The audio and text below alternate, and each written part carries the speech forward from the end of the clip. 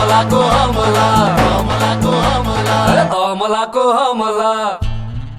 नमस्कार आदरणीय दर्शकहरू, आज हामी नेपाल भारत सम्बन्धको बारेमा चर्चा, परिचर्चा र बहस गर्न गइरहेका छौँ। नेपालमा यतिखेर अघोषित नाकाबन्दी छ। नेपाली जनताले दुःख पाइरहेका छन्। समस्या नै समस्यामा नेपाली जनता यतिखेर परिरहेका छन्। तर संवाद सुरु भएको छ मधेसी मोर्चासँग। सार्थक र परिणाममुखी वार्ता होस् भन्ने सबै नेपाली जनताको चाहना छ।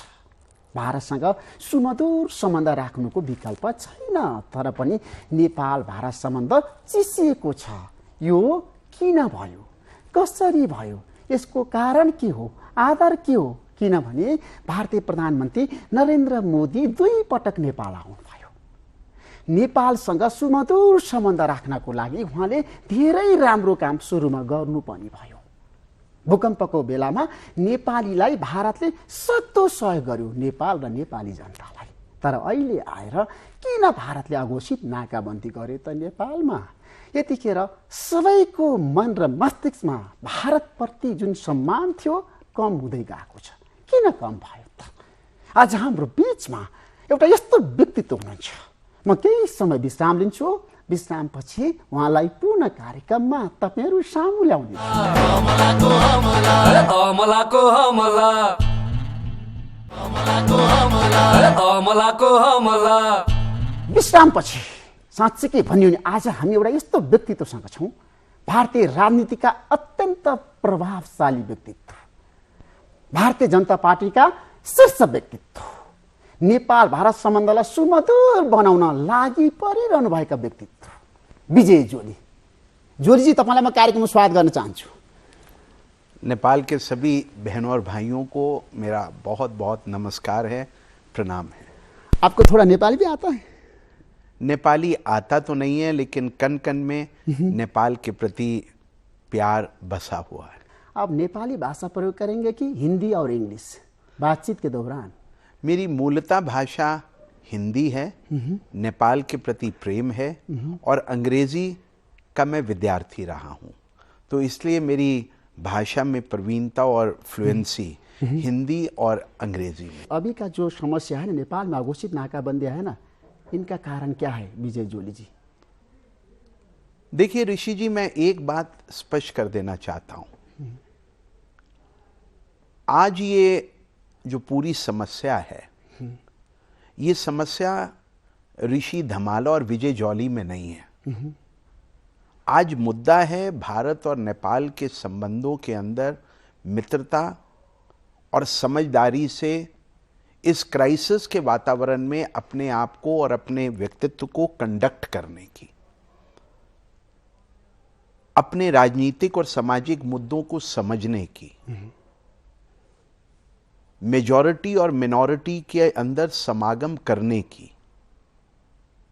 एक परिवार में अगर 4 बेटे होते हैं, चारों बेटों का एक समस्या के प्रति अलग अलग समाधान के रास्ते होते हैं, लेकिन बाप की भूमिका होती है कि चारों बेटों के बीच में समन्वय बिठाए, अंडरस्टैंडिंग क्रिएट करे, बातचीत करे, और चारों बेटों को एक परिवार के मुखिया के नाते समानता के आधार पर, समझदारी के अभाव पर विकास के पथ पर अग्रसर करे। लेकिन अभी तो जो संबंध है नेपाल भारत संबंध में दरार पैदा हो गया है ना, इसके कारण क्या है? आपका प्रधानमंत्री नरेंद्र मोदी का जो कार्यकाल में अभी जो नेपाल भारत में जो संबंध में एक सुमधुर संबंध नहीं, चिसापन हो गया ना जोली जी। मैं आपसे एक प्रश्न पूछना चाहता हूं, इससे पहले कि मैं आपके प्रश्न का उत्तर दूं। भारत के प्रधानमंत्री आदरणीय नरेंद्र मोदी जी के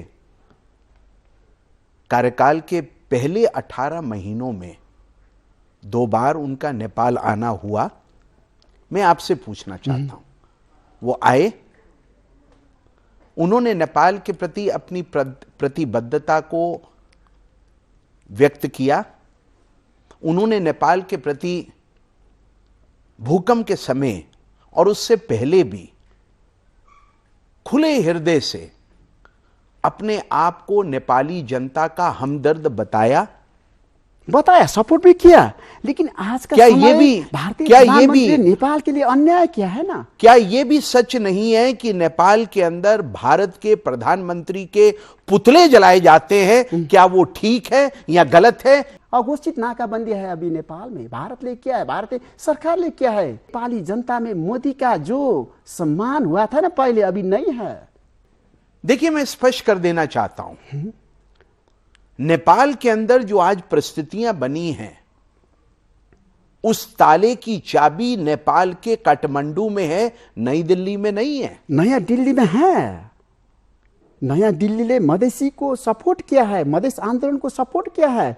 विजय जोली जी, चाबी नया दिल्ली में है अभी भी। मधेशी नागरिक नेपाल के संविधान के अंतर्गत आते हैं, हाँ या ना करिए, बताइए। नेपाल के अंदर मधेशी मूल के लोग, थारू मूल के लोग, अन्य मिनोरिटीज के लोग, क्या वो भारत के नागरिक हैं या नेपाल का नागरिक है? लेकिन नेपाल के नागरिक आपने माना, और अगर नेपाल के नागरिक कि नहीं, आज आप क्लियर कट देखिए, बता मेरा दीजिए ये मानना है, को। मेरा स्पष्ट मानना है। जो लीजिए, मैंने अभी शुरू में आपका ध्यान आकृष्ट किया पिता और पुत्र के संबंधों के ऊपर। ये पिता की जिम्मेदारी है कि वो अपने परिवार के अलग अलग बच्चों को किस प्रकार से समझदारी के आधार पर उनकी उंगली पकड़कर या कान पकड़कर चलाता है। नेपाल के नागरिक मधेशी भी हैं, प्रदेशी भी हैं, पहाड़ के भी हैं, थारू के भी हैं, पिछड़े भी हैं, अगरे भी हैं, लड़के भी हैं, लड़कियां भी हैं। लेकिन आज अगर नेपाल के राजनीतिक परिदृश्य के अंदर आपका संविधान, और संविधान कोई कागज का टुकड़ा नहीं है। नेपाल के संविधान में आपका असहमति क्यों है? आपका पार्टी का असहमति क्यों है? संविधान वो कागज का एक इंपॉर्टेंट डॉक्यूमेंट है। संविधान वो इंपॉर्टेंट डॉक्यूमेंट किसी देश का होता है जिसके अंदर सभी लोगों की पूर्ण मान्यता और समर्थन होता है। संविधान वो कागज का टुकड़ा नहीं है जिसको एक अमेंडमेंट के नाते, एक रेजोल्यूशन के नाते पार्लियामेंट के अंदर मेजॉरिटी और मिनॉरिटी के आधार के ऊपर आंका जाए। संविधान वो होता है जो सबकी आम सहमति लेकर, सबको नेगोशिएट कर कंसेंसस के आधार पर, जिस संविधान की विभिन्न धाराओं को देश के सभी लोग मानते हैं। भारतीय जनता पार्टी का चासो क्यों है? देखिए, मैं यहां दोबारा स्पष्ट कर देना चाहता हूं, भारतीय जनता पार्टी और भारत कभी भी नेपाल के अंदरूनी मामलों में, इंटरनल पॉलिटिकल अफेयर्स में दखल अंदाजी करने का पक्षधर नहीं रहा है। लेकिन किया है दखल। लेकिन अगर इंटरफेयर किया है भारतीय जनता पार्टी ने नेपाल के पॉलिटिक्स में। विजय जोली जी, देखिए, मैं आपकी इस बात को सिरे से खारिज करता हूं। कैसे खारिज करेंगे? और उसका मैं आपको एक उदाहरण दे दूं। विजय जोली जी, अगर नेपाल के पॉलिटिक्स में नेपाल आपका पार्टी और आपका प्रधानमंत्री का दखल है, इंटरेस्ट है। अगर नेपाल के अंदरूनी मामलों में दखल अंदाजी करने की बात है तो भारत, मैं यहां पर स्पष्ट कर देना चाहता हूं, India never wants to interfere in the internal affairs of the other sovereign countries, and we consider Nepal to be a sovereign nation which takes its own decisions after consulting the various political elements in the Nepal Republic. इसका मतलब यह है, नेपाल एक स्वतंत्र राष्ट्र है और भारत स्वतंत्र राष्ट्रों के अंदरूनी मामलों में दखलंदाजी करने का कभी भी पक्षधर नहीं रहा है। लेकिन अभी भी नहीं किया है। लेकिन अगर हमसे कोई राय मांगेगा, अगर हमसे कोई सलाह मांगेगा, अगर आपके मंत्री भारत आएंगे, आपके विभिन्न नागरिक समुदायों के और पॉलिटिकल पार्टीज के लोग भारत आएंगे, हमसे बात करेंगे, तो हम उनसे बात खुले दिल से करते हैं।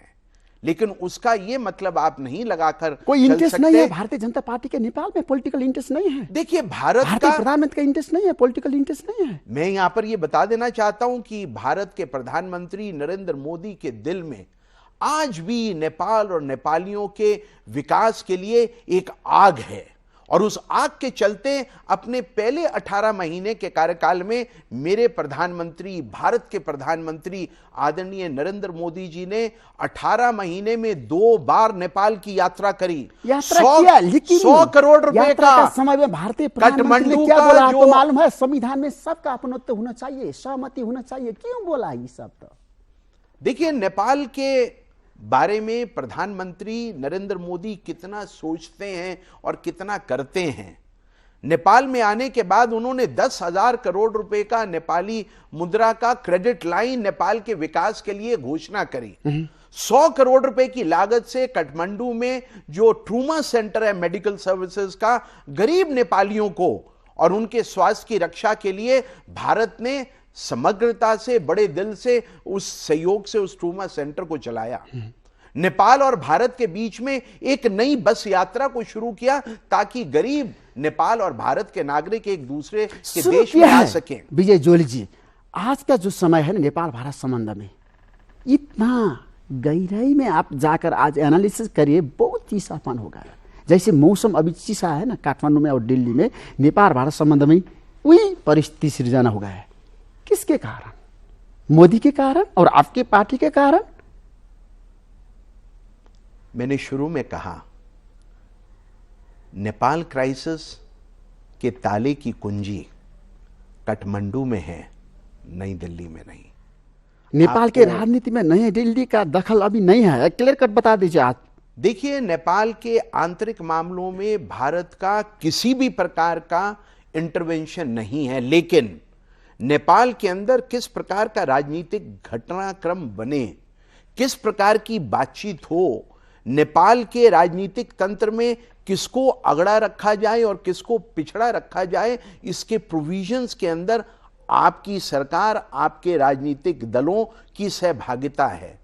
भारत से तो जब जब बातचीत की गई, सलाह ली गई, हमने एक ही सलाह दी। लेकिन नेपाल के अंदर संविधान को आपको आज के दिन में समर्थन है, नेपाल के संविधान का, है ना? हमारा पार्टी समर्थन करेंगे। हमारा हमेशा कहना रहा, शर्त नहीं है संविधान को। हमारा हमेशा कहना रहा, नेपाल का संविधान कंसेंसस के आधार पर, आम सहमति के आधार पर, सबसे बातचीत कर भारत में भी सबका आम समावेश कर संविधान नहीं जारी हुआ। संविधान आम सहमति के साथ जारी हुआ था। विजय जोली जी, अगर आप 65% जनता का समर्थन था उस समय भी, उस समय संविधान को भी, भारत का संविधान, नेपाल का संविधान में तो मेजॉरिटी के आधार के ऊपर उसको लागू हुआ था। जनता का प्रतिनिधि ने समर्थन किया है, संविधान सभा से जारी हो गया है।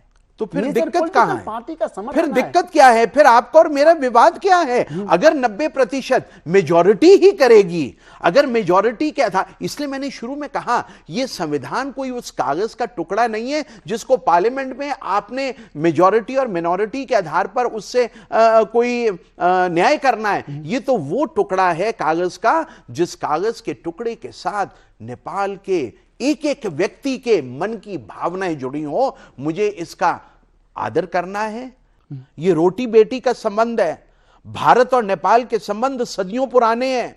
ये टीवी शो या वाद विवाद के कारण नहीं है, ये पॉलिटिकल पार्टीज के आवंटन के कारण नहीं है। नेपाल भारत संबंध, भारत और नेपाल के संबंधों में संबंध के बारे में बहुत शुरू हो गए राज्यसभा में। विजय जोली जी, आपका मालूम नहीं है? वो इसलिए है क्योंकि हम नेपाल से अपने आप को जोड़ा हुआ मानते बन गए हैं अभी नेपाल भारत संबंध। देखिए, मेरे भारत की विदेश मंत्री ने भारत नेपाल संबंधों के ऊपर भारत की संसद में अभी हाल के करंट पार्लियामेंट के सेशन में दृढ़ता से कहा, भारत नेपाल के साथ बराबरी के संबंधों का पक्षधर है। भारत कभी भी नेपाल के अंदर अंदरूनी मामलों में पॉलिटिकल हस्तक्षेप करने का पक्षधर नहीं है, लेकिन भारत चाहता है आज नेपाल के अंदर शांति हो, नेपाल विकास की राह पर चले, दुनिया नेपाल में फॉरेन डायरेक्ट इन्वेस्टमेंट करे, नेपाल के नौजवानों को रोजगार मिले, नेपाल में शिक्षा के और अधिक स्तर और शिक्षक संस्थान खुले, नेपाल की गरीब जनता के स्वास्थ्य की रक्षा के लिए नए अस्पताल और नए स्वास्थ्य केंद्र खोलें। नेपाल के अंदर ये तब होगा जब नेपाल के अंदर शांति होगी। संबंध के जो दौरान में अभी जो चीसापन आ गया है, इनको कैसे सुमधुर करना चाहिए? देखिए, मैं नेपाल का प्रधानमंत्री तो नहीं हूं, मैं भारत का एक मंत्री और संतरी भी नहीं हूं। मैं तो अपने आप को एक छोटा स्क्रू और नट मान के चलता हूं, एक कार्यकर्ता मान के चलता हूं, भारत का एक सम्मानित नागरिक मान के चलता हूं, जो जब नेपाल की धरती पर पैर रखता है तो नेपाल की धरती की जो माटी है मैं अपने सर पे लगाता हूं, क्योंकि मुझे लगता है शायद मेरे पिछले जन्म के कोई संबंध नेपाल से हैं। इसलिए मेरा ये मानना है नेपाल के अंदर सुख और शांति बने, और जो अपेक्षा थी नेपाल का नया संविधान आएगा उसका अनुसरण, उसको फॉलो नेपाल के सभी वर्गों के लोग करेंगे। नेपाल के अंदर ये जो अनावश्यक बहस राजनीतिक घटनाक्रम के चलते शुरू हुई है, ये बहुत ज्यादा दुर्भाग्यपूर्ण है। It is unfortunate time in the history and the modern times of Nepal. Nepal Bharat का एक पड़ोसी मुल्क है। अगर पड़ोस में अशांति होगी तो भारत में भी अशांति होगी। इसलिए समय की ये मांग है, सबके साथ बैठो, सबके साथ बातचीत करो, सबके अधिकारों और मांगों के प्रति सजग रहो, अकोमोडेशन के आधार पर, बातचीत के आधार पर, समझदारी के आधार पर। शुरू हो रहा है ना विजय जोली जी, मधेसी मोर्चा के साथ भी प्राइम मिनिस्टर ने बातचीत किया है, सोल्यूशन तो नहीं आया है अभी भी। 90 दिन हो गए, आपके अपने नहीं, देश के 118 दिन हो गए मधेसी आंदोलन का दिन, आज के समय 118 दिन हो गए। अच्छा है आपने मुझे करेक्ट कर दिया। कैसे हल निकालना चाहिए? हल आपसी समझदारी से निकल सकता है, हल बैठ के निकल सकता है, हल निकालने की मंशा होनी चाहिए, हल करने का मादा होना चाहिए, गिव एंड टेक करने के लिए दिल भी और दिमाग भी बड़ा करना पड़ेगा। मधेश मुद्दा को भारत समर्थन कर रहा है, नया दिल्ली समर्थन कर रहा है। मधेशी पहले तो नेपाल के नागरिक हैं और फिर भारत के सदियों पुराने हिस्टोरिकल टाइम से वहां से आके बसे हुए आज के समय में नेपाल के संवैधानिक नागरिक हैं। हमारा रोटी बेटी का संबंध है। हमारी बेटियां नेपाली नागरिकों के साथ ब्याही जाती हैं। नेपाली लड़कों की शादियां भारत में होती हैं और भारत के लड़कों की शादियां नेपाल में होती हैं, आसपास से होती हैं। पोरस बॉर्डर है, वीजा की जरूरत नहीं है, पासपोर्ट पे स्टैंप की जरूरत नहीं है। भारत के अंदर 75 लाख नेपाली मूल के लोग हमारे जीवन के अंदर बराबरी के भाई हैं। लेकिन भी समस्या तो है अभी भी। हम कैसे उनकी किसी समस्या को और बड़ी समस्या बनने दे सकते हैं? हमारा दिल नेपाली मूल के साथ है। आदरणीय दर्शकहरू, यतिखेर हामी भारतीय जनता पार्टीका शीर्ष नेता विजय जोलीसँग छौँ। म केही समय विश्राम लिन्छु, विश्रामपछि पुनः आउनेछु। प्रतीक्षा गर्नुहोस्, विजय जोलीको रोचक र विशेष अन्तर्वार्ता हेर्दै गर्नुहोस्। अमलाको हमला।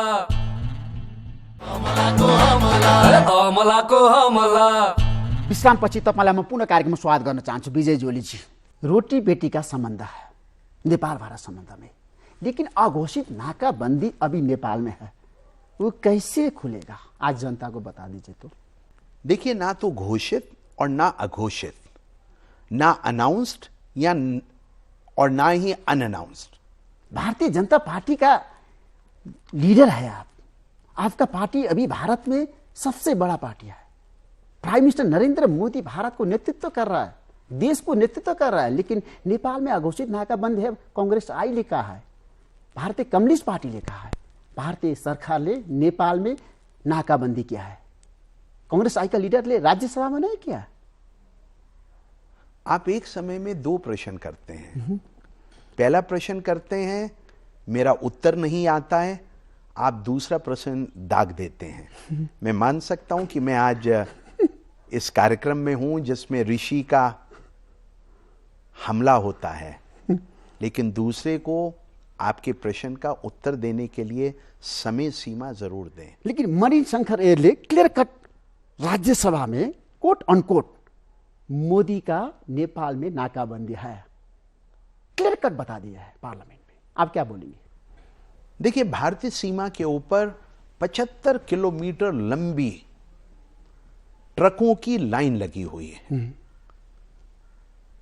और नेपाली सीमा के अंदर नेपाल के आपके नागरिक, मधेश मूल के नागरिक धरने और प्रदर्शनों में पिछले 118 दिनों से आंदोलन की राह पर हैं। भारत में अगर नाकेबंदी की होती तो वो 75 किलोमीटर लंबी ट्रकों की लाइन नेपाल और भारत की सीमा के ऊपर नहीं लगी होती। कोई अगर विश्वास ही नहीं कर नाकेबंदी रहा है ना है, विजय जोली जी। आप बोलेंगे नाकाबंदी नहीं है। कांग्रेस आई का लीडर तो नेपाल भारतीय की कम्युनिस्ट पार्टी मार्क्सवादी बाउंड्री के अंदर ग्रीनवादी, है। जनता दल यूनाइटेड का अध्यक्ष शरद यादव ने बताया है कि भारत नेपाल में नाकाबंदी कर रहा है। देखिए, जिस प्रकार का वातावरण पिछले 118 दिनों में बना है, जिस प्रकार से भारत विरोधी गतिविधियां नेपाल की धरती पर घटित हुई हैं, जिस प्रकार से भारत के पुतले और भारतीय प्रधानमंत्री के पुतले नेपाल की राजधानी में जलाए गए हैं, ये भारत विरोधी तत्व मीडिया का दुरुपयोग कर अपनी इंटरनल प्रॉब्लम्स के चलते उनको भारत पर फ्लिक करने की कोशिश कर रहे हैं। भारत के कारण हो गया ना इस सब। तो मैं बार बार कहता हूं, आप बार बार उसको दोहराते हैं। दिक्कत आपकी, आपके नहीं, नागरिक। इस समस्या के समाधान के लिए आपका जैसे गंभीर होना चाहिए आपका प्रधानमंत्री नरेंद्र मोदी। मुझे इस लगता समय है नहीं कि हुआ। आपकी यहां की राजनीतिक दल इस समस्या के हल के प्रति गंभीर नहीं है। नेपाल का राजनीतिक दल गंभीर नहीं है। अगर गंभीर होते तो 119 दिनों के अंदर इस समस्या का हल आपको निकल तो आता। सबको ऋषि जी, अपने दिल पर बताना हाथ रख चाहिए। के बोलिए, अगर प्राइम मिनिस्टर आप, केपी ओली के अगर साथ भी आपका आपके अच्छा परिवार संबंध में है। क्या 119 दिनों तक आप अपने परिवार के अंदर वाद विवाद को प्यार से, प्रेम से, दुलार से, पुचकार से, सुलह से उसका हल नहीं निकालते? झूठ लेकिन मत ये तो बोलिए। नेपाल का झूठ मत आंतरिक बोलिएगा मामला है ना विजय ये जोली जी। नेपाल का आंतरिक, यही तो हम पहले दिन से कह रहे हैं। लेकिन अभी ये क्यों आप नेपाल का आंतरिक मामला। नेपाल अच्छा का है। पॉलिटिकल पार्टी को बहुत क्यों बहुत आप धन्यवाद आरोप लगाता है ऋषि ना? जी, बहुत बहुत क्यों धन्यवाद। blame लगाता है ना? आपने सच बोल दिया। नेपाल इसमें का आपका आंतरिक मामला दिलचस्पी आपका क्या है? बता दीजिए। नेपाल का आंतरिक Political मामला interest। आपका, दोषारोपण भारत पर। आप अपने 4 भाइयों के अंदर विचार विमर्श के आधार पर कोई एक कंसेंसस नहीं कर पाते और उसके लिए आप अपने पड़ोसी को आपके घर की दिक्कतों के लिए आप जिम्मेदार ठहराते हो। यह अन्याय भारत के साथ मत करिए। यह भारत और नेपाल के संबंधों के साथ अन्याय विजय है। जोली जी, इंटरनेशनल कम्युनिटी को कहना है कि भारत ने नेपाल में अघोषित नाकाबंदी किया है। देखिए, आप संयुक्त राष्ट्र संघ जाएं या स्विट्जरलैंड के अंदर ह्यूमन राइट्स ऑर्गेनाइजेशन के पास जाएं, बातचीत के द्वारा हल तो आपको करना होगा। और बातचीत किनसे? अपने बेटों और बेटियों से। सीमांकन में आपका दखल नहीं है। हमारा कभी भी किसी भी मामले में दखल नहीं रहा। हां, विचार विमर्श जरूर रहा, लेकिन मधेश में परामर्श जरूर कितना रहा, प्रदेश होना चाहिए, एडवाइस विजय जरूर जोली रहा। भारत ये तय नहीं कर सकता है। आप ये प्रश्न गलत व्यक्ति से कर रहे हैं। नहीं, आपका हमारा जो तो ये सीमांकन में मानना है, दिलचस्पी सीमांकन ना, के चलते हो। जो इंटरेस्ट है ना भारतीय जनता पार्टी और भारतीय सरकार का सीमांकन में, मधेसी मोर्चा का एजेंडा में। हमारा इंटरेस्ट है नेपाल के विकास में। हमारा इंटरेस्ट है नेपाल में पीसफुल, शांतिपूर्ण माहौल में। पॉलिटिक्स में आपका कोई रुचि नहीं है नेपाल में? रुचि अवश्य है। इस समय नाकाबंदी थोड़ा खुकुलो बनाने के लिए चौतरफी दबाव है मधेश को, मधेसी दल को, और भारत का इंटरेस्ट भी है कि नाकाबंदी खुलाना चाहिए। नेपाल का भी इंटरेस्ट है। आप भूल गए? नहीं, नेपाल का नाम तो नहीं लिया। इंटरेस्ट है, नेपाल का एजेंडा है, तो नाकाबंदी तो खुलाना नाम है। उसके साथ लेकिन पहले भारत नेपाल का भी का इंटरेस्ट लीजिए। है कि सेफ लैंडिंग करना है भारत को भी अभी नेपाल के पॉलिटिक्स में। नेपाल का एजेंडा है, नाकाबंदी तो खुलाना है। लेकिन भारत का भी इंटरेस्ट है कि सेफ लैंडिंग करना है भारत को भी अभी नेपाल के पॉलिटिक्स में। तो नाकाबंदी के जो समय, आज का दिन, इतना नेपाली में पीड़ा है, दुख है, कष्ट है, वेदना है। विजय जोली जी, कितना समस्या, ईंधन का संकट है, अभी ईंधन नहीं है, गैस नहीं है। इस समय आप बता दीजिए, गैस आएगा नेपाल, ईंधन आएगा नेपाल?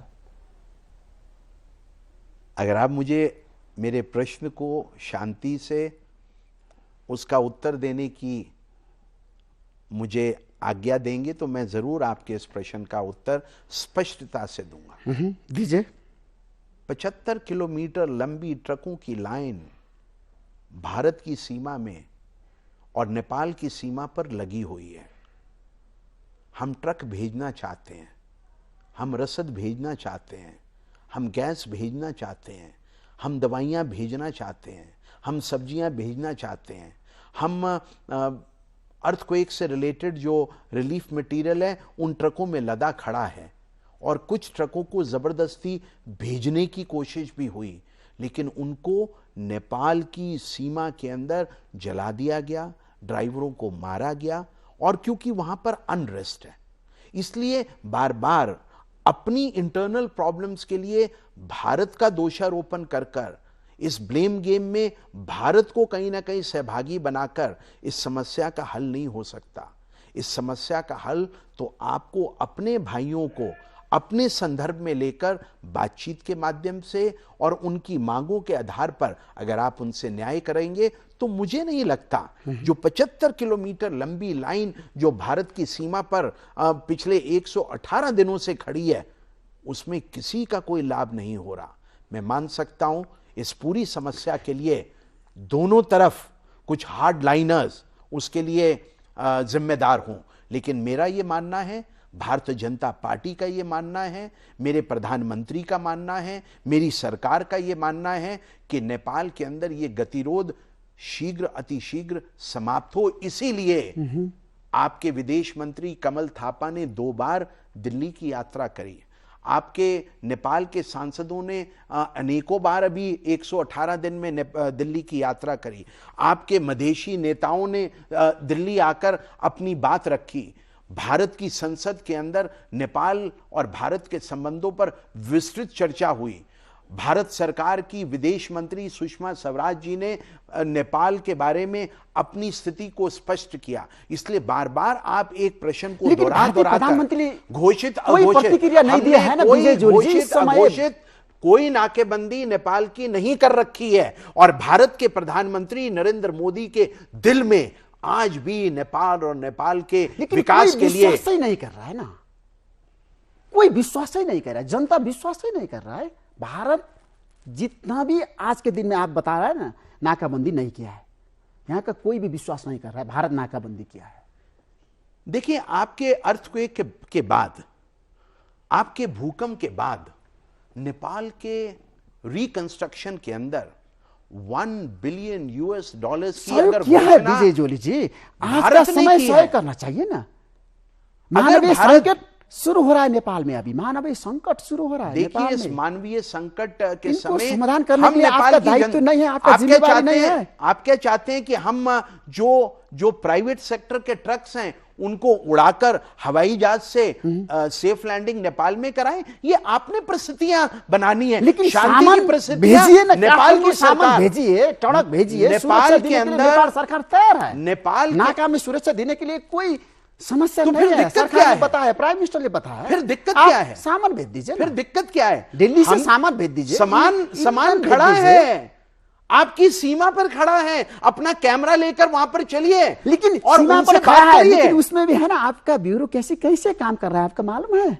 आज 500 ट्रक भेजे ना प्रत्येक दिन, क्यों नहीं भेज रहा है आपका? देखिए, ब्यूरोक्रेसी, आप इसको कभी ब्यूरोक्रेसी पे लादने की कोशिश करते हैं, कभी इसको भारत सरकार पर लादने की कोशिश करते हैं। भारतीय सरकार ब्यूरोक्रेसी आप सिर्फ एक लाइन के ऊपर चल रहे हैं। क्लियरली बताना चाहता हूं, भारतीय जनता पार्टी इसके अंदर पहले दिन से रुख है, नेपाल में शांति रहनी चाहिए। भारत के प्रधानमंत्री 2 बार नेपाल आते हैं, करोड़ों रुपए की सहायता दिल खोल के करते हैं। आज भी उनके दिल में नेपालियों के प्रति जो दुख और दर्द है वो आप उसकी सीमा और उसकी गहराई को पहचान नहीं सकते। इसके साथ समझौता संस्कृति से हुआ है का ना लेवल नेपाल के को। ऊपर अपने आप को करीब आपको समझते हैं। रोकने के लिए अधिकार ही नहीं है। हमने नहीं रोका, हम स्पष्ट कर देना चाहते हैं। नहीं रोका है। आप अपनी सिक्योरिटी लेकर आए, भारत और नेपाल की सीमा से उन ट्रक्स को अपनी सुरक्षा में काठमांडू तक ले आए। अगर हमने रोकना होता तो हम उन ट्रकों को भारत और नेपाल की सीमा तक आने ही क्यों देते। अगर हमने उनको आने दिया तो हम चाहते थे कि वो शांतिपूर्वक ढंग से नेपाल की सीमा में प्रविष्ट होकर नेपाल की जनता को राहत देते। और अगर हमने कोई अघोषित नाकेबंदी लगानी होती तो हम सीमा तक उन ट्रकों को पहुंचने ही नहीं देते। इसलिए हमारी भावनाओं को अभी समझिए। कितना दिन में नाका खुलेगा? इस सवाल का जवाब और इस ताले की कुंजी कल भी, आज भी और कल भी काठमांडू में है, नई दिल्ली में नहीं। आदरणीय दर्शकहरू, म केही समय विश्राम लिन चाहन्छु। विश्रामपछि पुनः आउनेछु विजय जोलीको साथ। अमलाको हमला, अमलाको हमला। विश्रामपछि जोलीजी, म तपाईँलाई कार्यक्रममा स्वागत गर्न चाहन्छु। देखिए, आप नेपाल का बहुत घनिष्ठ मित्र है। आपका सब लीडर से अच्छा संबंध है, सुमधुर संबंध है, including the prime minister, president, major political party leader के साथ भी आपका बहुत घनिष्ठ सुमधुर संबंध है। अभी इस समय भारतीय जनता पार्टी का एजेंडा था हिंदुज्म नेपाल में, संविधान में हिंदू राष्ट्र लिखना चाहिए। संविधान सेकुलर राष्ट्र के साथ जारी हो गया है। इसमें आपका असहमति है? देखिए, मैं ये जरूर कहना चाहता हूं और व्यक्तिगत तौर से कहना चाहता हूं, मैं विजय जॉली एक हिंदू हूं, हिंदू परिवार में पैदा हुआ हूं, भारत में पैदा हुआ हूं और हिंदुत्व और हिंदू होने पर मुझे गर्व है, क्योंकि हिंदुत्व ने मुझे जिंदगी की दशा और धारा पे चलना सिखाया है, काम कर कर जीना सिखाया है, सबलता से बढ़ना सिखाया है, किसी के ऊपर आतंकवाद थोपना नहीं सिखाया। जो मेरे धर्म में विश्वास नहीं भी रखता, मैं नहीं कहता हूं कि वो काफिर है और काफिर का गला कलाम कर देना चाहिए। अभी तो और हिंदू मेरा राष्ट्र तो नहीं है भारत भी, और नेपाल हिंदू राष्ट्र बनाने के लिए आपका सूत्र क्यों प्रयोग हो रहा है अभी? देखिए, ये नेपाल को तय करना है, ये का रुचि क्यों बढ़ गया है? ये नेपाल की जनता को तय करना है, जिस देश में आज 83.1% लोग हिंदू मूल के हैं और वो नेपाल है, वहां नेपाल की जनता ने तय करना है। नेपाल क्यों होना चाहिए विजय जोली जी? हमने कभी नहीं कहा, कभी नहीं कहा। हमने तो ये कहा है ये आपका नेपाल पार्टी की का जनता बटम तय लाइन है, करेगी। नेपाल हिंदू राष्ट्र होना चाहिए, भारतीय जनता पार्टी का बटम लाइन है। मैंने शुरू में कहा, राजनाथ सिंह जी ने रिपोर्टर्स क्लब में आपका साथ बताया था, उस समय आपका मालूम है? देखिए, उन्होंने एक हिंदू होने के नाते तब वो विपक्ष के नेता रहे और मैं आज रूलिंग पार्टी का एक नट बोल्ट और स्क्रू हूं और ये मैं विधिवत रूप से आपके इस कार्यक्रम में बता सकता हूं। 83.1% नेपाल जहां के नागरिक हिंदू हैं, ये उन्होंने और उनके साथियों ने तय करना है कि उनको किस धर्म पद्धति का अनुकरण करना है।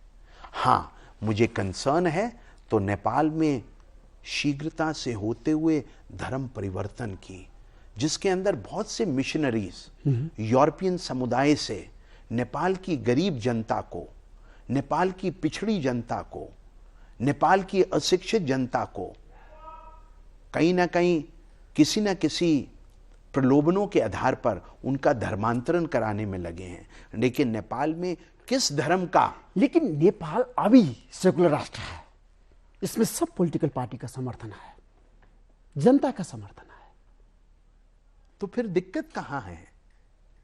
हमने तो दिक्कत अपनी कभी कोई व्यक्त नहीं कही। हां, हमने ये जरूर कहा, विजय जॉली ने जरूर कहा, भारत के कारण से हो रहा है ना, भारत नेपाल में हिंदू राष्ट्र बनाने के लिए जो पहल कर रहा है।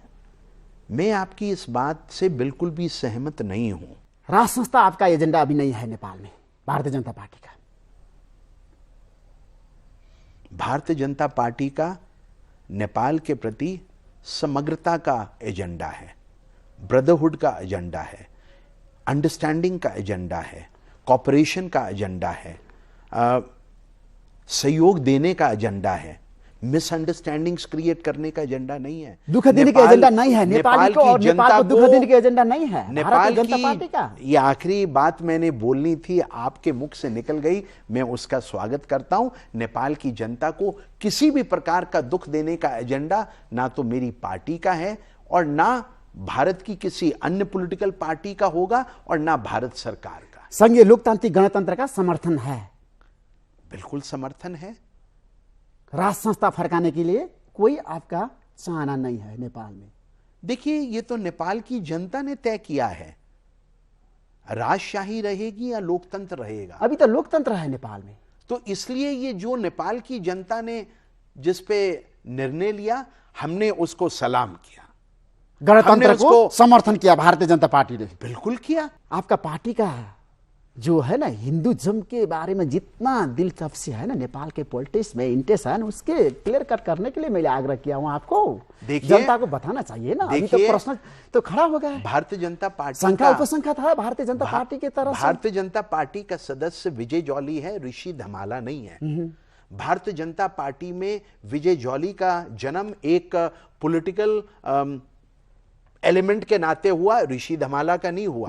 भारतीय जनता पार्टी के साथ पिछले 40 साल से एक कार्यकर्ता के नाते विजय जॉली है, ऋषि धमाला नहीं है। इसलिए भारतीय जनता पार्टी किन बिंदुओं पर चलती है उसके बारे में ऋषि धमाला नहीं, विजय जॉली बता सकता है। और डंके की चोट बता नेपाल में आज उसको क्लियर नहीं चाहिए, और अगर बताता है तो आपको मानना भी पड़ेगा। जरूर विजय जॉली जी, लेकिन पैदा होगा है, लेकिन आप सोल्यूशन के लिए, अभी सोल्यूशन के लिए मैं आपको रिक्वेस्ट कर रहा हूं, संबंध में अभी जितना चिसापना है ना, इनका सोल्यूशन भी दो देश के बीच में निकालना चाहिए, मिलकर निकालना चाहिए।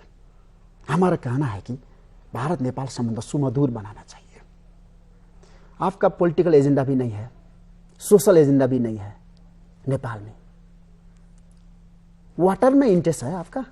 जब नेपाल में 10,000 लोग माओवादी आंदोलन के दौरान मारे गए थे, तब जो पीस एग्रीमेंट साइन हुआ था वो नई दिल्ली में हुआ था। अटल बिहारी वाजपेयी जो भारतीय जनता पार्टी के सर्वोच्च नेता थे, वो काठमांडू में नहीं हुआ था। और ये तब से आज तक की एक धारा रही है, और ये अविरल धारा रही है। नेपाल में जब बर्फ पिघलती है तो वो सीमा पार, पहाड़ियों के उस पार चाइना में नहीं जाती है, नेपाल से नीचे नीचे जहां भारत है वहां पर आती है। नेपाल की आंखों में एक भी इसके लिए आंसू आपको होता है। ऊर्जा में बहुत इंटरेस्ट है नेपाल में, हम भारत के लोग उससे प्रभावित होते हैं। देखिए, अगर इंटरेस्ट है तो आज विभिन्न राष्ट्रों के जो संबंध हैं वो पॉलिटिक्स के अलावा इकोनॉमिक आधार पर भी आधारित रहते हैं। अगर आप वाटर, अगर आपके पास जो अतिरिक्त पानी है उससे ऊर्जा का संचार करेंगे, हाइड्रो पावर प्रोजेक्ट चलेंगे, तो वो ऊर्जा आप कहां बेचेंगे? भारत को बेचेंगे, भूटान को बेचेंगे, चीन को तो नहीं बेचेंगे, क्योंकि पहाड़ बीच में बहुत हिमालय के पहाड़ आ जाते हैं। ईंधन आ रहा है नेपाल में। पहले मुझे अपनी बात पूरी कंप्लीट कर लेने दीजिए और मैं उस ईंधन की बात पे भी आऊंगा।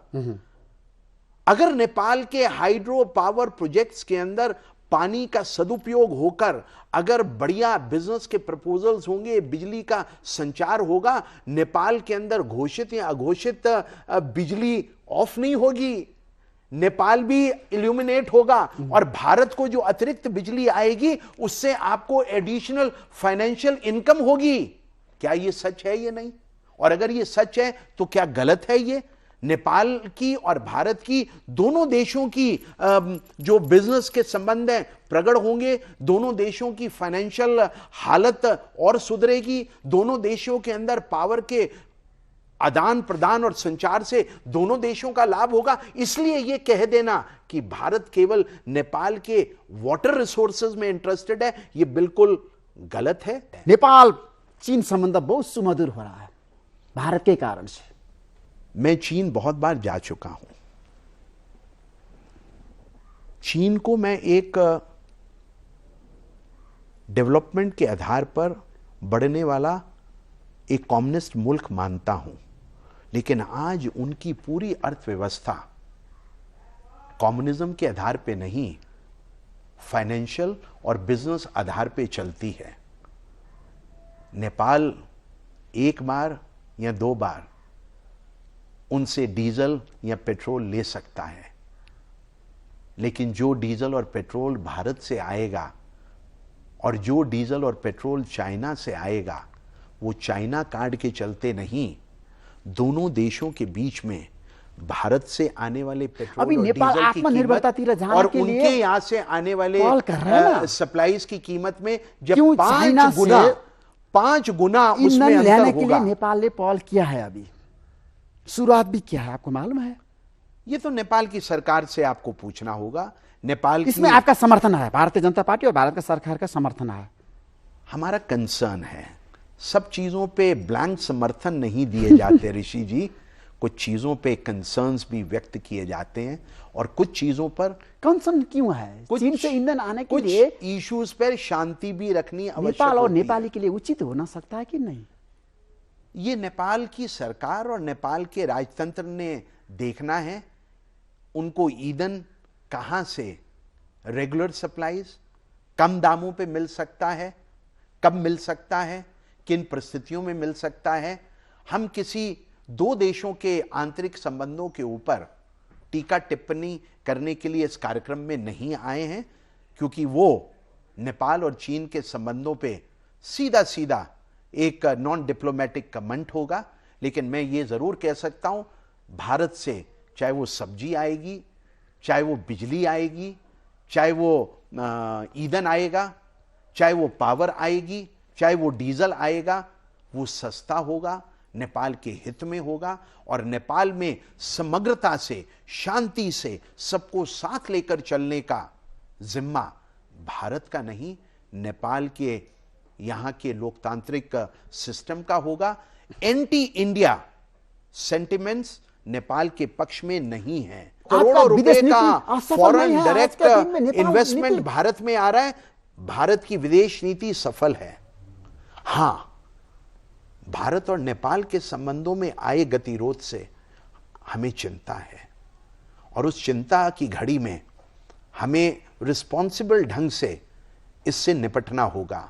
प्रोवोकेटिव स्टेटमेंट से नहीं, आपसी प्यार से हाथ मिलाकर, थैंक यू सो मच ऐसे हाथ विजय जोली जी। मिलाकर भारत और नेपाल के इस संबंधों को सुमधुर बनाना मजबूत चाहिए। करना होगा। We have to see that Exactly. the India-Nepal Relation, relations are long strengthened. time. Long time. Thank you so much Jolly ji. Thank you. सब गतिरोध अंत्य होना चाहिए, समाप्त होना चाहिए, सामान सहज रूप में काठमांडू आना चाहिए। आना चाहिए। Thank you so much Jolly ji. Thank you. Thank you so much. Thank you. Okay, Thank you. नमस्कार। हमला को हमला, हमला को हमला, हमला को हमला।